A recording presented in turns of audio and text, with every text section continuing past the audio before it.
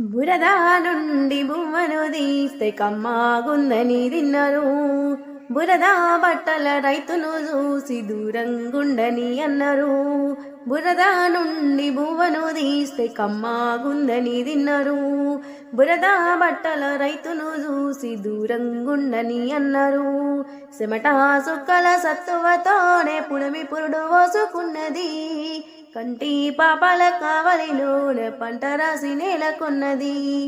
చెమట సుక్కల సత్తువతోనే పుడమి పురుడు పోసుకున్నది.